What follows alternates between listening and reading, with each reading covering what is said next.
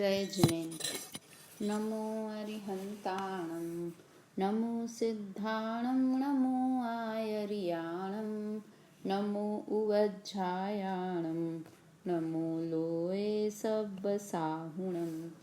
105 नमो यारो सव्व पावपनाशनो मंगलारं च सव्वेसिं परमं हवै मंगलम्। भवसमुद्र सीमित कियो सीमंदर भगवान, कर सीमित निज ज्ञान को प्रगट्यो पूर्ण ज्ञान। प्रगट्यो पूर्ण ज्ञान वीर्य दर्शन सुखधारी, समय सार अविकार विमल चैतन्य विहारी। अंतर बल से किया प्रबल रिपु मोह पराभव, अरे भवांतक करो अभय हर लो मेरा भव। तत्वज्ञान पाठमाला भाग 1 पाठ 7 4 अभाव। आचार्य समंत्रभद्र द्वारा रचित आप्तमीमांसा ग्रंथ के आधार पर यह पाठ लिखा गया है। अभाव का अर्थ है एक पदार्थ का दूसरे पदार्थ में अस्तित्व का नहीं होना, एक दूसरे में अस्तित्व का, एक पर्याय का दूसरे पर्याय में अस्तित्व का नहीं होना, उसे अभाव कहते हैं। अभाव 4 प्रकार के होते हैं: प्राग अभाव, प्रध्वंसाभाव, अन्योन्याभाव और अत्यंताभाव। प्राग भाव का अर्थ होता है कि पूर्व पर्याय में वर्तमान पर्याय का अभाव है, यह प्राग भाव है। मतलब पूर्व में जो पर्याय हो गई थी उसका वर्तमान में पूरी तरह से अभाव है, यह प्राग भाव बताता है। प्रध्वंसा भाव क्या बताता है? वर्तमान पर्याय का आगामी पर्याय में अभाव है, यह प्रध्वंसा अभाव बताता है कि वर्तमान में जो पर्याय है और भविष्य में जो पर्याय होंगी उन दोनों में आपस में कौन सा अभाव है? प्रध्वंसा अभाव है। और भूतकाल में जो पर्याय हो गई थी उसमें और वर्तमान में जो पर्याय है उन दोनों में आपस में कौन सा अभाव है? प्राग भाव। प्राग का अर्थ होता है पूर्व, पूर्व की पर्याय का वर्तमान की पर्याय में अभाव है और वर्तमान की पर्याय का भविष्य की पर्याय में अभाव है। ठीक है, ये प्राग और प्रध्वंसा अभाव। फिर अन्योन्या अभाव किसे कहते हैं? एक पुद्गल द्रव्य की वर्तमान पर्याय का दूसरे पुद्गल द्रव्य की वर्तमान पर्याय में अभाव होना, यह अन्योन्या अभाव है। ठीक है ना? किसमें हुआ ये? एक पुद्गल द्रव्य की। पुद्गल द्रव्य जरूरी है बोलना, सिर्फ द्रव्य नहीं, पुद्गल द्रव्य, और उसकी भी कौन सी? वर्तमान पर्याय। तो एक पुद्गल द्रव्य की वर्तमान पर्याय का दूसरे पुद्गल द्रव्य की वर्तमान पर्याय में अभाव होना, ये कौन सा अभाव है? अन्योन्या अभाव। फिर अत्यंता अभाव क्या है? अत्यंता अभाव किसे कहते हैं? एक द्रव्य का दूसरे द्रव्य में अभाव होना, वो अत्यंत, नाम से ही समझ में आता है ना, अत्यंत अभाव है कि दो द्रव्यों में, दो अलग अलग द्रव्यों में आपस में कौन सा अभाव है? अत्यंत अभाव है। फिर हमने कल बात की थी कि 3 अभाव, प्राग अभाव, प्रध्वंसा भाव और अन्योन्या भाव, ये तीनों तो पर्याय पर घटित होते हैं, है ना? तीनों के तीनों पर्याय पर घटित होते हैं। प्राग और प्रध्वंसा अभाव एक ही द्रव्य की भूत और भविष्य की पर्यायों पर घटित होता है, भूत और वर्तमान, वर्तमान और भविष्य, इन पर घटित होता है। एक ही द्रव्य की पर्यायों पर घटित होते हैं प्राग और प्रध्वंसा अभाव। और अन्योन्या अभाव सिर्फ पुद्गल की, 2 पुद्गल द्रव्यों की वर्तमान पर्याय पर घटित होता है। और अत्यंता अभाव 2 भिन्न भिन्न द्रव्य, मतलब जाति में भी जो भिन्न हो, समझ में आया? जाति में भी जो भिन्न हो ऐसे द्रव्यों पर घटित होता है, वो क्या हुआ? अत्यंता अभाव। ठीक है, एक जीव द्रव्य और दूसरे जीव द्रव्य में भी क्या होगा? अत्यंत अभाव होगा। जाति में भी हो और जैसे 2 जीवों में भी आपस में क्या है कि मैं अपने बच्चों का भला कर सकता हूँ, बच्चे मेरे बुढ़ापे का सहारा बन सकते हैं, ये सब क्या है कि अत्यंता अभाव है। 2 द्रव्यों के बीच में आपस में वज्र की दीवार है, कोई किसी का भला बुरा नहीं कर सकते। वो अभी हम उदाहरण से बात करेंगे। तो इस तरह से चारों परिभाषाएं समझ में आ गई। देखो एक बार ये जो कल पैराग्राफ पढ़ा था इसको पढ़ लेते हैं। ध्यान रहे, अत्यंता अभाव 6 द्रव्यों में से किन्हीं 2 द्रव्यों पर घटित होता है। अन्योन्य अभाव 2 पुद्गल की वर्तमान पर्यायों में घटित होता है। प्राग अभाव 6 द्रव्यों में से किसी एक द्रव्य की वर्तमान पर्याय और पूर्व पर्याय में घटित होता है। और प्रध्वंसा अभाव 6 द्रव्य में से किसी एक द्रव्य की वर्तमान पर्याय और भविष्य की पर्याय में घटित होता है। जैसे कि एक नींबू के उदाहरण से अपन कर लें, सारे चारों अभाव लगा के देख लें। हरे नींबू, अभी जैसे पीला नींबू हमारे पास है, तो पीले नींबू में हरे नींबू का अभाव है। नींबू का जो पीलापन है, तो पीलापन और हरेपन में कौन सा अभाव है? प्राग अभाव है। अब वो कच्चा नींबू नहीं है, अब वो पका हुआ नींबू है। तो कौन सा अभाव हो गया? हरे नींबू और पीले नींबू में प्राग अभाव हो गया। अब पीले नींबू और सड़े हुए नींबू में, अब सड़ गया वो, बाद में भविष्य में सड़ने वाला है, तो अभी तो सड़ा हुआ नहीं है ना, तो कौन सा अभाव है अभी उसमें? कि अभी उसमें प्रध्वंसा अभाव है। पके हुए नींबू और सड़े हुए नींबू, इसमें कौन सा अभाव है? प्रध्वंसा अभाव है। ठीक है। अन्योन्य अभाव लगाना हुआ तो क्या लेंगे कि नींबू की खटास और शक्कर की मिठास दोनों अलग अलग है। 2 पुद्गल द्रव्यों पे घटित कर दिया अपन ने, है ना। नींबू की खटास और शक्कर की मिठास, ये दोनों अलग अलग है। ये कौन सा अभाव बताया? अन्योन्य अभाव। अब अत्यंता अभाव क्या बोलेंगे कि नींबू खाने से मुझे आनंद आता है, मुझे मतलब जीव को सुख मिलता है।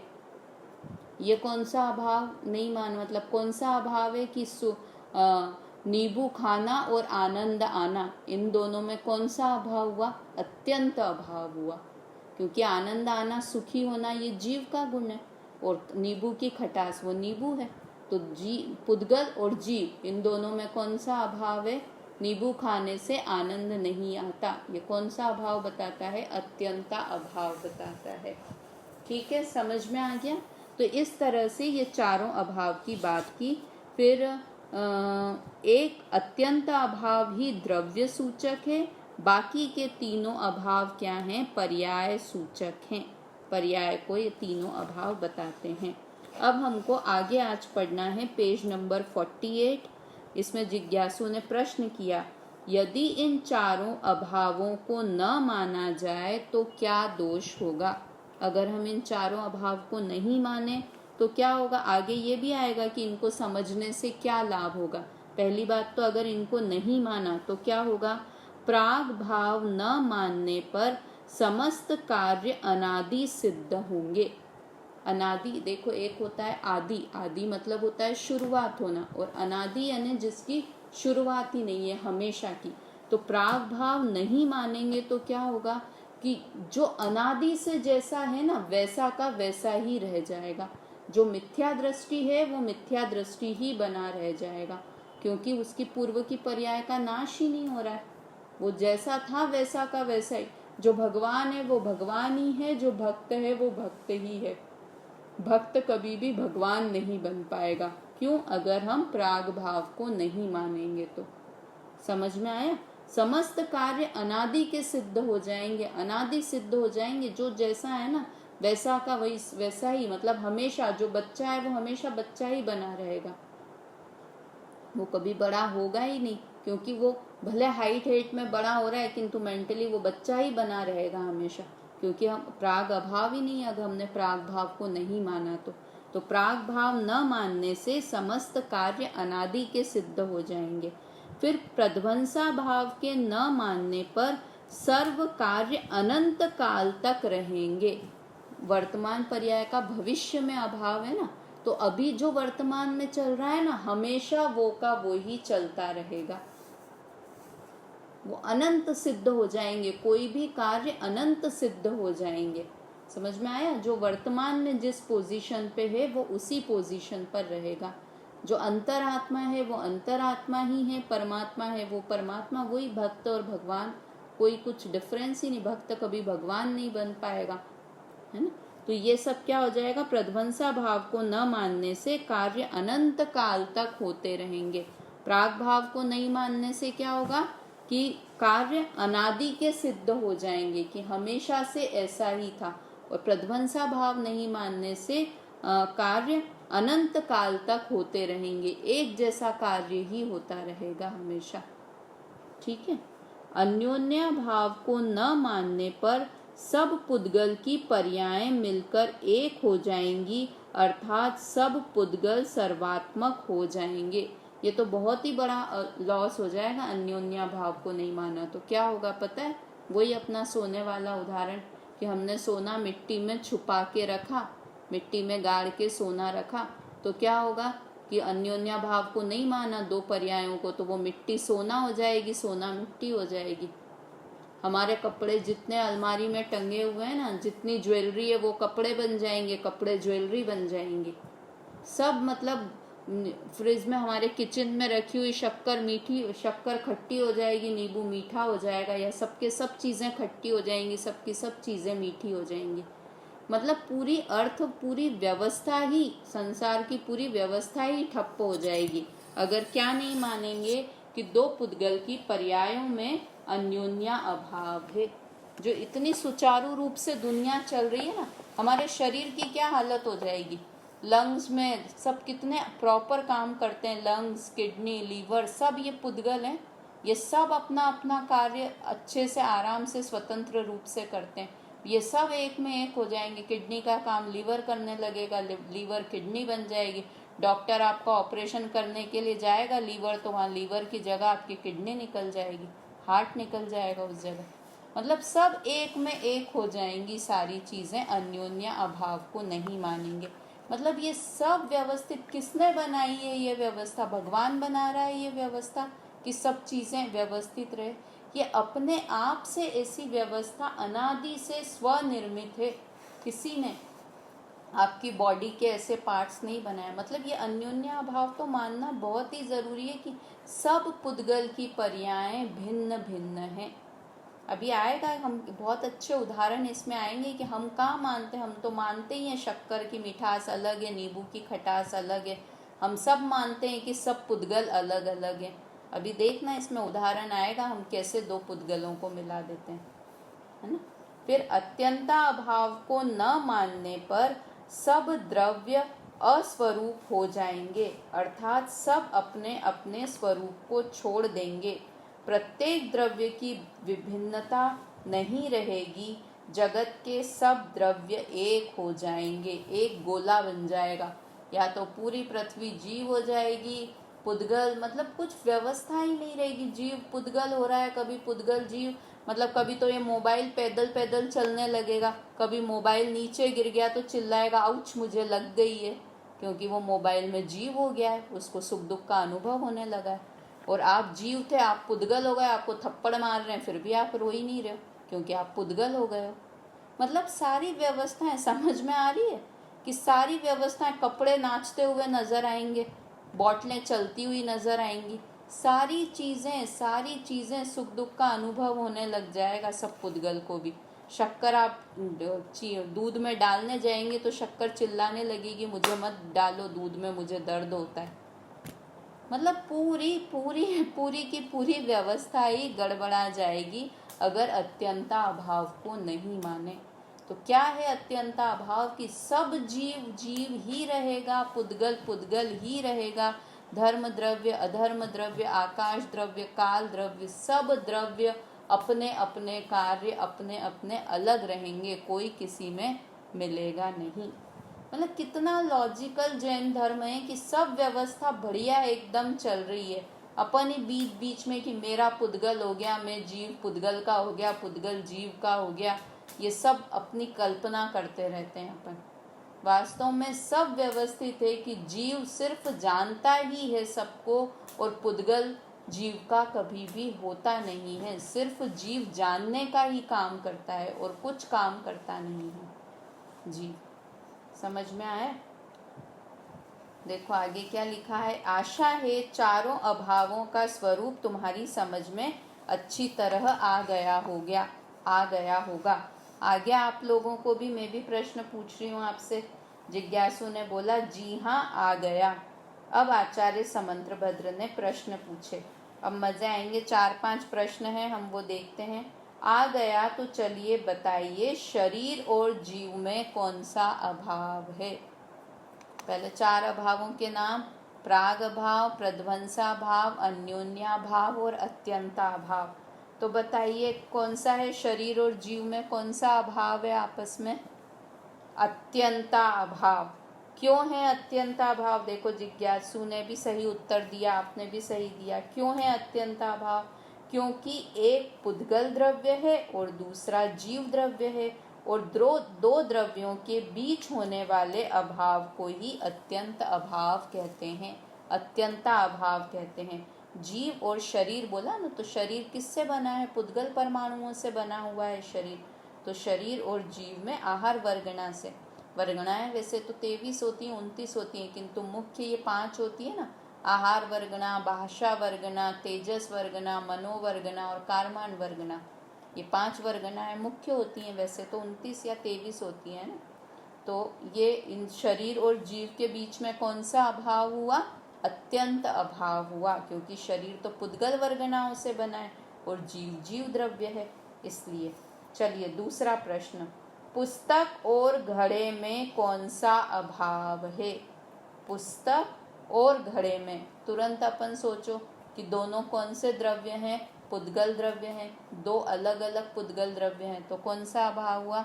अन्योन्या अभाव, है ना। क्यों हुआ अन्योन्या? क्या उत्तर दिया? अन्योन्या अभाव, क्योंकि पुद्गल और घड़ा दोनों पुद्गल द्रव्य की वर्तमान पर्याय हैं, दोनों पुद्गल द्रव्य की पर्याय हैं, अलग अलग पर्याय हैं। ठीक है। फिर अगला प्रश्न, आत्मा अनादि केवल ज्ञान पर्यायमय है, ऐसा मानने वाले कौन सा अभाव नहीं मानते?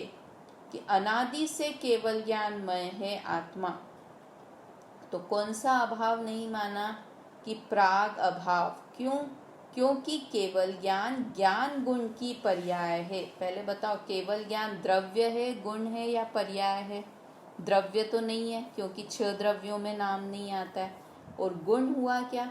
तो गुण तो ज्ञान, दर्शन, सुख, वीर्य है, तो इसमें तो आगे केवल लगा हुआ है, मतलब ये कोई हम पर्याय की बात कर रहे हैं। तो केवल ज्ञान पर्याय है। किसकी पर्याय है? कौन से द्रव्य की पर्याय है? जीव द्रव्य के ज्ञान गुण की पूर्ण विकसित, पूर्ण शुद्ध पर्याय है केवल ज्ञान, है ना। जीव द्रव्य के ज्ञान गुण की पूर्ण शुद्ध पर्याय है केवल ज्ञान। तो केवल ज्ञान ज्ञान गुण की पर्याय है, अतः केवल ज्ञान होने से पूर्व की मति ज्ञानादि पर्यायों में उसका अभाव है।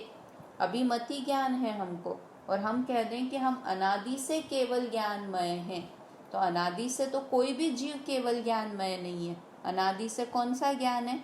मति ज्ञान और श्रुत ज्ञान है, हमको भी मति ज्ञान और श्रुत ज्ञान है। और जब हम अरहंत सिद्ध बनेंगे तब केवल ज्ञान होगा। तो वर्तमान में केवल ज्ञान मानना, अभी आत्मा में अनादि से केवल ज्ञान है ऐसा माना, तो कौन से अभाव को नहीं माना? वर्तमान पर्याय में पूर्व की पर्याय में वर्तमान पर्याय का अभाव है, तो इसमें प्राग अभाव को नहीं माना। क्योंकि केवल ज्ञान ज्ञान गुण की पर्याय है, अतः केवल ज्ञान होने से पूर्व की मति ज्ञानादि पर्यायों में उसका अभाव है। ठीक है। देखो अगला प्रश्न, यह वर्तमान राग मुझे जीवन भर परेशान करेगा। अभी मैं रागी हूँ, तो ये वर्तमान वाला राग मुझे जीवन भर परेशान करता रहेगा, ऐसा मानने वाले ने कौन सा अभाव नहीं माना? कौन सा अभाव नहीं माना? वर्तमान पर्याय का भविष्य की पर्याय में अभाव है। कौन सा अभाव नहीं माना? प्रध्वंसा अभाव। देखो उत्तर लिखा है, प्रध्वंसा अभाव नहीं माना, क्योंकि वर्तमान राग का भविष्य की चारित्र गुण की पर्याय में अभाव है, अर्थात अतः वर्तमान राग भविष्य के सुख दुख का कारण नहीं हो सकता। मतलब वर्तमान में राग है और वो राग मुझे हमेशा रहेगा, जीवन भर रहेगा, तो एक समय की पर्याय है। अपने को होता है कि नहीं ऐसा, कि अभी जिससे हम राग करते हों और थोड़े समय बाद उसी से ही द्वेष करने लगे। और राग की भी वो ही डिग्री नहीं रहती है कि जो अपन बच्चों से कभी किस समय कितना राग कर रहे हैं, कभी कितना राग कर रहे हैं, सेम डिग्री नहीं रहती है। तो भविष्य में वर्तमान वाला राग भविष्य तक चलता रहेगा ऐसा नहीं है। जो ऐसा मानता है उसने प्रध्वंसा अभाव को नहीं माना। देखो क्या उत्तर लिखा, प्रध्वंसा अभाव वर्तमान राग मुझे जीवन भर परेशान करेगा, ऐसे मानने वाले ने प्रध्वंसा अभाव को नहीं माना, क्योंकि वर्तमान राग का भविष्य की चारित्र गुण की पर्याय में अभाव है। राग कौन से गुण की विकारी पर्याय है? चारित्र गुण की। चारित्र मोहनीय कर्म होता है ना, उसके भेद है ना 25 कषाय, अनंतानुबंधी आदि, और नो हास्य रति अरति, तो ये सब राग द्वेष वगैरह सब चारित्र गुण की विकारी पर्याय हैं। तो ये भविष्य की चारित्र गुण की पर्याय में इनका अभाव है। अतः वर्तमान राग भविष्य के सुख दुख का कारण नहीं हो सकता।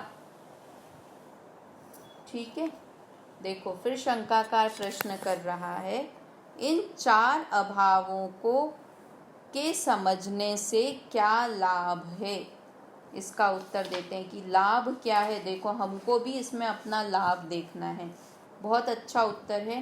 देखो उत्तर दे रहे हैं समंत्र भद्राचार्य, अनादि से मिथ्यात्वादि महापाप करने वाला आत्मा पुरुषार्थ करे तो वर्तमान में उनका अभाव कर सम्यक्त्वादी धर्म दशा प्रकट कर सकता है। जो अनादि का मिथ्या दृष्टि जीव है ना, और अभी वर्तमान में भी मिथ्या दृष्टि है, तो वो वर्तमान में पुरुषार्थ करे तो क्या कर सकता है कि मिथ्यात्व का अभाव करके सम्यक दर्शन कर सकता है। कौन सा जीव? मेरा जीव। मैं कितना भी, जो अपन बार बार कहते हैं ना, कितना भी पुराना अंधेरा हो, अनादि का अंधेरा है, मिथ्यात्व महा अंधकार, मिथ्यात्व है ना, मिथ्यात्व को अंधेरे की उपमा देते हैं ना बहुत सारी जगह। तो मिथ्यात्व का अंधकार अनादिकाल से है, किंतु हम सम्यक्त्व की रोशनी अभी करेंगे तो मिथ्यात्व नष्ट हो जाएगा। तो अनादि से मिथ्यात्वादी महापाप करने वाला आत्मा अर्थात मैं पुरुषार्थ करूं तो वर्तमान में उसका अभाव कर, किसका अभाव करके? मिथ्यात्व का अभाव करके सम्यक्त्वादी धर्म प्रकट कर सकता हूँ, क्योंकि वर्तमान पर्याय का पूर्व पर्याय में अभाव है। अतः प्राग भाव समझने से मैं पापी हूँ, मैंने बहुत पाप किए हैं, मैं कैसे तिर सकता हूँ आदि हीन भावना निकल जाती है। होता है ना, अपनी पास्ट में बहुत बुरा काम भी हो गया होता है ना, पास्ट की लाइफ में अपने से हर किसी से कुछ ना कुछ बुरा काम हुआ है, तो अपन वो सोच कर मैंने ऐसा क्यों किया, मैं तो अब कभी भगवान ही नहीं बन सकता, मैंने तो इतने जीवों को मारा है। सोचो अंजन चोर अगर ये सोच लेता कि मैं तो अंजन चोर हूँ, मैं कहाँ भगवान बन सकता हूँ, तो बन सकता था कभी भगवान। मतलब भविष्य में कितना भी बुरा काम किया हो, किंतु वर्तमान में उसको पुरुषार्थ पूर्वक हटाकर और उसे हटाया जा सकता है, उससे छूटा जा सकता है। मतलब एक होता है ना कि पुरानी बात वही रात गई बात गई, खत्म करो जो भविष्य में हो गया, और हम उसी को याद करते रहें तो हम कभी भी उस दुख से मुक्त हो सकते हैं। जैसे कि एक उदाहरण कि मैंने पूर्व में कभी चोरी की, तो मैंने चोरी की, मैंने चोरी की थी, मैंने तब चोरी की थी, हम हमेशा उस दुख में ही दुखी रहेंगे। तो हम उस चोरी के बारे में ही तो सोच रहे हैं, उससे निकल ही नहीं पा रहे हैं। मतलब उसको छोड़ेंगे, पुरुषार्थ करेंगे तो उस पाप से छूट सकते हैं। मतलब वर्तमान में भविष्य के पाप का, भूत के पाप का अभाव ही है। वर्तमान नई पर्याय उत्पन्न हुई है नया दिन उगा है, नया डग बढ़ाओ। अब नया दिन उगा है, नई पर्याय आई है, तो भूत की सारी पर्यायों को भूल जाओ। ऐसा कौन सा भाव बताता है? प्राग भाव बताता है। मतलब क्या मोटिवेशनल स्पीकर तो अब ये चीज़ बताने लगे हैं। हमारे आचार्यों ने इतने समय पहले हमको ये मोटिवेशन की बात बता दी थी कि जो हो गया है ख़त्म करो, भूल जाओ उसको और अब नया डग बढ़ाओ, है ना। तो क्या कि मैंने बहुत पाप किए हैं, मैं बहुत पापी हूँ, मैं कैसे तिड़ सकता हूँ, ऐसी सारी हीन भावनाएं निकल जाती हैं। और वास्तव में जितने भगवान बने हैं ना, सब पहले हमारे जैसे ही थे। जितने पाप हम कर रहे हैं वैसे ही पाप उन्होंने किए, किंतु पुरुषार्थ किया और अब वो भगवान बन गए ना। वैसे ही हम भी पुरुषार्थ करें। कोई बच्चा हो, जैसे एग्ज़ाम्स होते हैं ना, 3 होते हैं, एक मिड सेमेस्टर्स होते हैं, एक फाइनल एग्ज़ाम्स होते हैं। तो मिड सेमेस्टर में फ़ेल हो गया हो कोई बच्चा, अब क्या सोचे कि मैं तो पास हो ही नहीं सकता, मैं तो फ़ेल हो गया हूँ, मैं तो पढ़ाई कर ही नहीं सकता, मैं तो फ़ेल हो गया, मैं तो फ़ेल हो गया मिड सेमेस्टर में। तो वो कभी फाइनल एग्ज़ाम में पास होगा? हो ही नहीं सकता है, क्योंकि वो अपना पूरा टाइम किस चीज़ में लगा रहा है, ये सोचने में कि मैं तो फेल हो गया था। ऐसे ही कोई ये प्लेयर होते हैं ना, टेनिस प्लेयर हुआ, क्रिकेट प्लेयर हुआ, कोई भी, तो कोई गेम हार गया हो वो पहले, अब वो पूरे समय यही सोचता रहे कि ये इस लड़के से, ये समझो कोई लड़का हो कोई दूसरे नाम का, इस लड़के से मैं पहले टेनिस में मैच हार गया था। अब वो यही सोचता रहे, तो जब उसके सामने खेलने जाएगा तब यही सोचेगा, अरे इसने तो मुझे 2 साल पहले हरा दिया था, तो समझो वो पक्का हार ही गया। फिर वो तीसरी बार खेलने गया, अरे इसने तो मुझे पिछले साल हरा दिया था। फिर खेलने गया, तो कब जीत पाएगा? कि जब तक वो सोचता रहेगा ना कि भूत में इसने मुझे हराया था। भूत की बात को भूल जाओ, भूतकाल खत्म हो गया। मतलब मैं पापी हूँ, मैंने बहुत पाप किए हैं, मैं हार गया था, मैंने ये किया, सब चीज़ें भूल जाओ। और क्या है कि नई तरह से शुरुआत करो, तो ऐसी हीन भावना निकल जाती है प्राग भाव को मानने से। देखो ये तो इसमें बताया, ये वाली एक तो अपनी हीन भावना, ऐसे ही दूसरे ने मेरा कभी बुरा किया हो, किसी ने मुझे गाली दी हो, किसी ने मेरे साथ दुर्व्यवहार किया हो, तो उसको क्या जिंदगी भर याद रखना? कोई रखने की बात नहीं है, क्योंकि उसमें भी तो प्राग भाव है ना। वो वर्तमान, उसकी वो पर्याय, भूत की पर्याय नष्ट हो गई है। अब वो एक अच्छा इंसान है, नॉर्मल इंसान जैसे उससे मिलो, उससे पूरी क्रोध की बातें, जो उसने क्रोध किया, सारी चीज़ें भूल जाओ। मतलब बहुत बहुत अच्छे से जीवन जीना सिखाता है प्राग भाव। समझ में आया? फिर अब प्रध्वंसा भाव। इसी प्रकार प्रध्वंसा भाव के समझने से यह ज्ञान हो जाता है कि वर्तमान में कैसी भी दीनहीन दशा हो, भविष्य में उत्तम से उत्तम दशा प्रकट हो सकती है, क्योंकि वर्तमान पर्याय का आगामी पर्याय में अभाव है ना। वर्तमान पर्याय का आगामी पर्याय में अभाव है। इसलिए अभी कैसी भी दशा चल रही हो, कि अभी तो मैं बहुत अच्छा खेल रहा हूँ, मैंने बहुत बहुत पढ़ाई कर ली है, तो पहले ही एग्ज़ाम के मैंने तो 3 महीने पहले ही पढ़ाई कर ली है, अब एग्ज़ाम में तो मैं पक्का पास हो जाऊँगा, तो अब मैं पढ़ना ही छोड़ दूँ, मैं एग्ज़ाम में जाके लिखूँ ही नहीं, क्या सोच के कि मैंने तो बहुत पढ़ाई की और मैं पास हो जाऊँगा, तो लिखा ही नहीं मैंने। तो वो वर्तमान पर्याय का भविष्य की पर्याय में अभाव है। ठीक है, वर्तमान पर्याय का आगामी पर्याय में अभाव है। अतः वर्तमान पामरता देखकर भविष्य के प्रति निराश न होकर स्वसन्मुख होने का, पुरुषार्थ प्रकट करने का उत्साह जागृत होता है। ये कौन सा भाव बताता है? प्रध्वंसा भाव बताता है कि वर्तमान दशा कैसी भी हो, किंतु भविष्य मेरा सुधर सकता है। हम ऐसा पैसा कमाने, धर्म के कार्यों में तो लगा लेंगे, किंतु हम पैसा कमाने आदि में ये चीज़ सोचते हैं? अभी बिजनेस में वर्तमान में लॉस हो जाए हमको, तो हम उसी लॉस को लेके बैठे रहेंगे कि आगे पुरुषार्थ करते हैं ना पुरुषार्थ, कि भाई कोई बात नहीं, लॉस हो गया तो हो गया, अब आगे वापस से नया डग बढ़ाएंगे। तो ऐसा प्रध्वंसा भाव उत्साह जागृत करता है, ये तो स्वसन्मुख होने का उत्साह जागृत करता है। ये तो अपन लौकिक उदाहरणों की बात करते हैं। और अन्योन्याभाव और अत्यंताभाव को समझने से क्या लाभ है कि एक द्रव्य दूसरे द्रव्य का कर्ता हर्ता नहीं है, क्योंकि उनमें आपस में अत्यंत अभाव है। ऐसा समझने से दूसरे मेरा बुरा कर देंगे ऐसा अत्यंत भय निकल जाता है, और दूसरा मेरा भला कर देगा ऐसी परमुखापेक्षिता की वृत्ति निकल जाती है।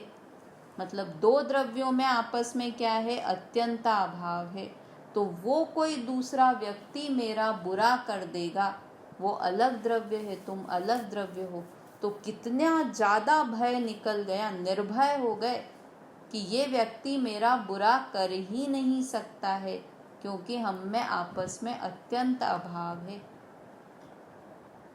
ना। वो एक आती है ना, निज आयु क्या है वो लाइन, वो समय सार की गाथा है ना, कुंद कुंद शतक। निज आयु क्षय से मरण हो, यह बात जिनवर ने कही, तुम मार कैसे सकोगे जब आयु हर सकते नहीं। मतलब किसी दूसरे की आयु तुम हर ही नहीं सकते, कैसे मार सकोगे, तुम खुद अपने कर्म के उदय से ही जीवन और मरण होता है ना। ये तो अभी तो कर्म से भी अलग होने की बात अन्योन्य अभाव में बता दी, किंतु यहाँ पर वो तो कर्म का उदय भी खैर अत्यंता अभाव में भी कि कर्म अलग है और जीव अलग है, किंतु यहाँ तो दो जीव, एक जीव दूसरे जीव को सुखी दुखी कर सकता है, ऐसी अत्यंत वो वाली अत्यंत भय और इतना अत्यंत किसी पर निर्भर होना कि वो मेरा भला कर देगा, ऐसा किसी के ऊपर निर्भर रहना, परान्मुख वृत्ति, ये सब निकल जाती है अत्यंता अभाव के समझने से। इसी प्रकार अन्योन्या भाव के जानने से भी स्वाधीनता का भाव जागृत होता है, क्योंकि जब एक पुद्गल की पर्याय दूसरे पुद्गल की पर्याय से भिन्न एवं स्वतंत्र है, तो फिर आत्मा से तो जुदी है ही। मतलब जब दो द्रव्य इतने समझदार हैं, पुद्गल द्रव्य इतना समझदार है कि कभी मिट्टी सोना नहीं बना देता, सोना मिट्टी नहीं बन जाता, इतनी उनमें भी अपना वो है, क्या बोलते हैं ना, इतना ज़्यादा उनमें भी अपने आप में, दो पुद्गलों में इतना ज़्यादा समझदारी है कि एक पुद्गल दूसरे पुद्गल का नहीं होता, तो फिर एक जीव दूसरे पुद्गल का कैसे हो सकता है। जीव और पुद्गल कैसे आपस में एक हो सकते हैं जब दो पुद्गल ही आपस में एक नहीं होते। अब क्या लिखा फिर अंत में, इस प्रकार चारों अभावों को समझने से स्वाधीनता का भाव जागृत होता है, पर से आशा की चाह समाप्त हो जाती है, भय का भाव निकल जाता है, भूतकाल और वर्तमान की कमजोरी और विकार देखकर उत्पन्न होने वाली दीनता समाप्त हो जाती है, और स्वसन्मुख होने का पुरुषार्थ जागृत होता है। कितने सारे फायदे बता दिए, और हमको लगता है कि हम क्यों पाठ पढ़ रहे हैं चार अभाव का, क्या फायदा है हमको। अरे जीवन जीना याद हो जाएगा। मतलब जैन धर्म के सिद्धांत समझ लिए ना, तो पर भव भी सुधरेगा और ये भव भी सुधर जाएगा। छोटी छोटी बात में जो हम दुखी हो जाते हैं कि ये हो गया, इसने कर दिया, दूसरे ने कर दिया, तो अत्यंत अभाव है, और खुद की ही साथ होगी तो प्राग भाव प्रध्वंसा भाव लगा लेंगे। खुद से कोई गलती हुई, खुद दुखी रहे तो प्राग भाव प्रध्वंसा भाव लगाएंगे, और दूसरे ने दुखी सुखी कर दिया तो क्या लगाएंगे, अत्यंत अभाव लगाएंगे। मतलब जीवन जीना याद हो जाएगा हमको। हम देखो, सबसे बड़ी बात है कि हम वर्तमान में बहुत कम जीते हैं, या तो भूतकाल में जीते हैं या भविष्य काल में जीते हैं। तो प्राग भाव और प्रध्वंसा भाव समझने से वर्तमान में जीवन जीना आ जाएगा, है ना। मोक्ष वाली बात तो है ही कि स्वसन्मुखता का पुरुषार्थ जागृत होगा, और दूसरा कि हम दूसरों को ब्लेम करते रहते हैं कि ये ऐसा, ये व्यक्ति ऐसा, इसने मुझे दुखी कर दिया। भी तो ये कि ये चुनाव वाले सरकार ने दुखी कर दिया, ये सरकार बहुत खराब है, ये नौकर बहुत खराब है, ये बच्चे बहुत खराब है, ये समाज बहुत खराब है, ऐसे दूसरों को दोष देने की प्रवृत्ति समाप्त हो जाएगी। क्योंकि दो द्रव्य, वो द्रव्य आपको, दूसरे द्रव्य आपको सुखी दुखी कर ही नहीं सकते। आप में और उनमें अत्यंत अभाव की वज्र की दीवार है, बहुत मोटी दीवार है, जो भले दिखाई नहीं देती हो किंतु वो मोटी सी दीवार है। समझ में आया? तो कितनी सारी स्वाधीनता का भाव जागृत हो जाएगा, पर से आशा की चाह समाप्त हो जाएगी कि एक द्रव्य अलग है, दूसरा द्रव्य अलग है। भय का नाश हो जाएगा कि वो मेरा बुरा कर सकता है। भूतकाल और वर्तमान की कमजोरी और विकार देखकर होने वाली दीनता समाप्त हो जाएगी। इतने सारे फायदे, और सबसे बड़ा फायदा कि स्वसन्मुख होने का पुरुषार्थ जागृत होगा। पर से उपयोग हट जाएगा ना, तो स्वसन्मुख हो जाएगा जीव, और स्वसन्मुख होना ही मोक्ष में जाने का प्रथम सीढ़ी है, प्रथम सोपान है कि अपनी तरफ दृष्टि करना। सम्यक दर्शन हो जाएगा, मोक्ष की शुरुआत हो जाएगी। देखो अब अंत में लिखा है, आशा है तुम्हारी समझ में इसके जानने से क्या लाभ है, यह आ गया होगा। तो जिज्ञासु ने लिखा, हाँ आ गया, बहुत अच्छी तरह से आ गया। अब इसमें 3-4 उदाहरण और लिखे हुए हैं, तो अब मैं अभी ज़्यादा नहीं लेना चाहती हूँ क्योंकि बहुत ओवरडोज हो जाएगा। आप इसी क्लास को अच्छे से ध्यान से सुनिएगा। हम एक क्लास और लेंगे, ख़त्म करने की कोई जल्दी नहीं है हमको।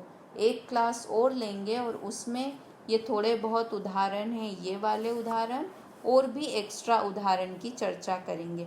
मैं आपको इस बार पेपर नहीं दे रही हूँ क्योंकि आप लोग सब सफाई में लगे हुए हैं, तो मैं अपन क्लास में ही डिस्कस करेंगे। मैं प्रश्न पूछूंगी और आप पहले आधा सेकंड का पॉज करेंगे अपन, 1-2 आधा मिनट के लिए, और फिर आप उत्तर सोचना और फिर हम इसी क्लास में उत्तर भी बात कर लेंगे। ठीक है, इस तरह से ये हमारा आज का समय हुआ। 2 पार्ट और बच गए हैं इसके बाद। एक तो 5 पांडव की कहानी, पहले हम रामचंद्र जी की कहानी सुन चुके हैं, अब पांडव की कहानी सुनेंगे, और एक भावना बत्तीसी नाम की एक स्तुति लास्ट में दी हुई है, उसकी चर्चा करेंगे। मुझे लगता है दिवाली तक हमारा ये कोर्स तत्वज्ञान 1 पूरा हो जाएगा। ठीक है ना? चलिए, समय हो गया है। जय जिनेंद्र।